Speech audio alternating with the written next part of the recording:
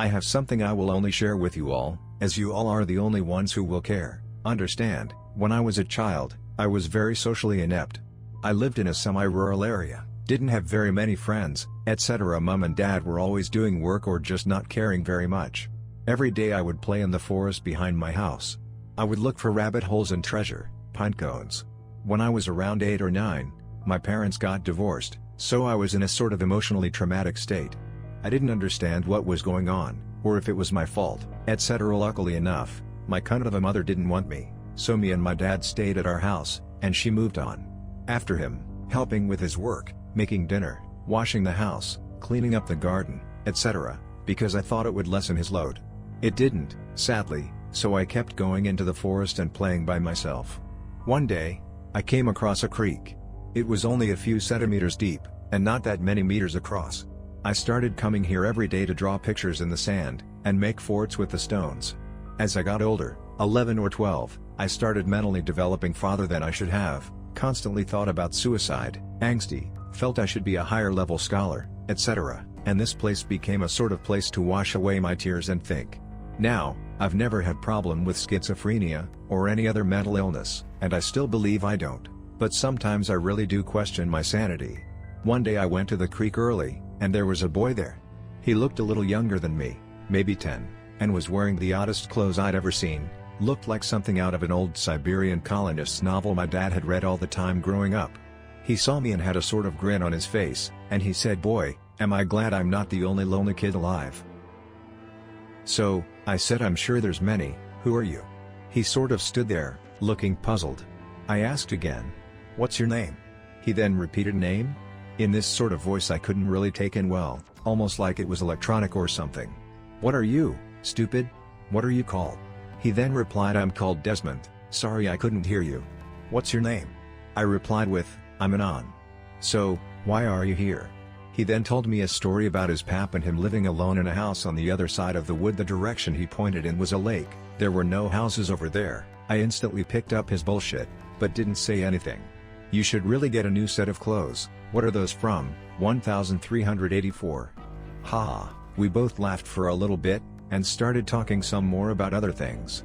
The next time I saw him, he was wearing extremely modern and colorful clothes, and he had grown, now looking and sounding a tad older than me, 13 I'd say.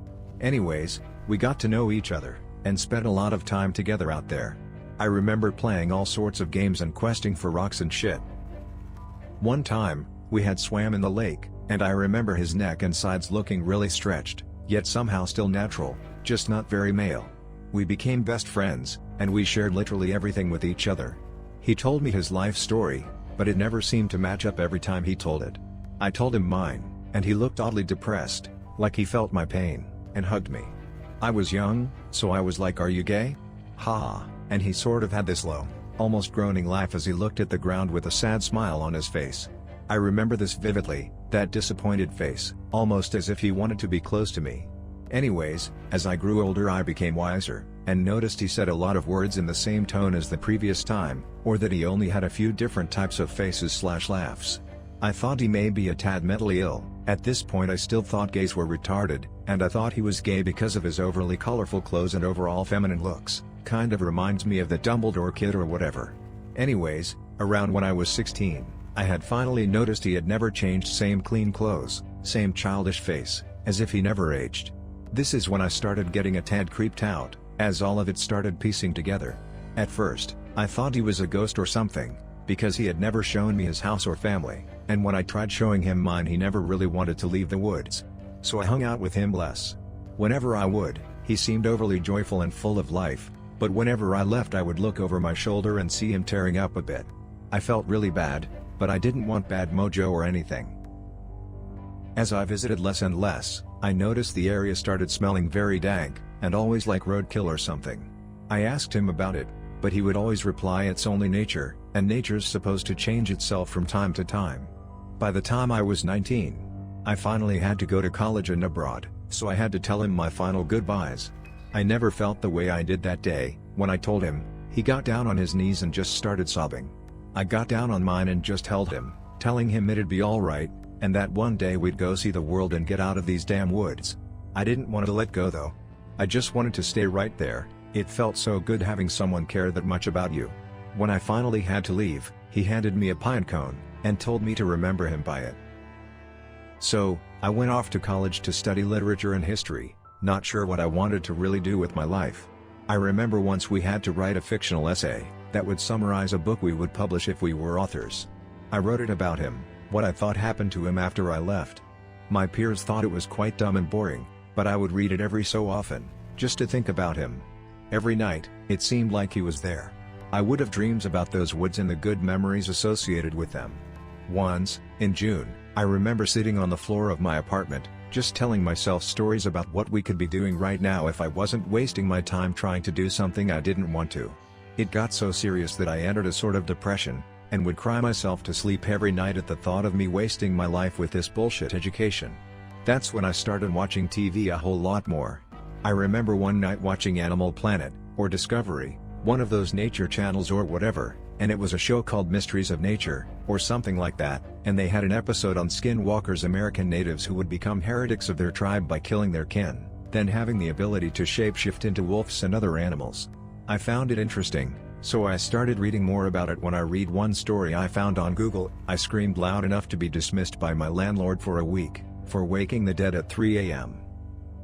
It was a story about some campers who had a pair of friends, one of them being named Danny. I'm sure you've all seen that copy past a billion times, and that's when I knew that, my entire life, I had just been some toy of so freakish creature. The weird smells, loss of words, lack of wanting to see civilization, it all hit me at once. That night and that night alone, I decided I would drive all the way back home, and let the thing kill me. It was the only memory keeping me going, and now that was gone. I kept telling myself it's game over, it's all a fucking game. The entire drive, I didn't think about anything, other than going to the creek, grabbing him by the neck, and telling him that I wanted to die. My only real friend wasn't even fucking human, just some disgusting creature spawned from the pits of hell. That little faggot blonde boy was probably some settler from God knows when that happened to get his guts ripped out of his asshole. It was very early morning when I finally arrived in my driveway. The dew was still settling on the grass, the birds were chirping, the wind was low, and the sky was that beautiful type of bright you only notice when you get a good night's sleep. I walked around my house, and paced right into the wood. The entire walk, the birds slowly stopped singing, the brushes stopped moving, and the sky seemed to slowly brighten into day. I knew this was it, this peaceful day was here to comfort me as I was terminated by some otherworldly being. I got to the creek, and of course he wasn't there. Did I really expect him to hang around there for 4 years while I was off in college? Did I let my own stupidity get the best of me? I started crying and screaming things at his memory. You fucking lied to me, I was never your friend, you used me. I was pacing in circles, and I came across the spot where I held him in my arms that first time, and I felt my skin crawl. I started blabbering on some speech about how shitty I was, how everything was my fault, and how everything in my life, including me finding out the monster that he was my fault. It's only nature, and nature's supposed to change itself from time to time. The birds started chirping again. The dew seemed to reappear, and the branches of the tress swayed in a way that made the morning sky seem like a gradient. I just looked at him in anger, and he looked at me in depression. You've come here to kill me, right? I said nothing, but slowly approached him, my body sort of limping in anger. I'm so sorry, Anon, I never meant to hurt you in any way. He was starting to slowly back up, and I started mouthing words to myself, my jaw slamming shut each time. I felt my eyes dilate with this intense rage, like I wanted to rip him open and wear his skin to show him that I'm done with sanity, or something like that. Anon, I know how you feel and what you want to do to me. I'm so sorry. I never hurt anyone in my pathetic life, and all I wanted was for someone to love me back. I've read about what you are, and what you intend to do with me. I know you're lying to me right now. I noticed you my entire lift, mumbling, limping, the bruises and stretch marks, all of it. He started crying, with his hand over his mouth and the other one on his elbow. I spent my entire life with you, yet you only did it to take advantage of me, treating me like a damned meat locker. I remember those smells. Were those other people you tricked and ate? Were those people's children, pets, and family?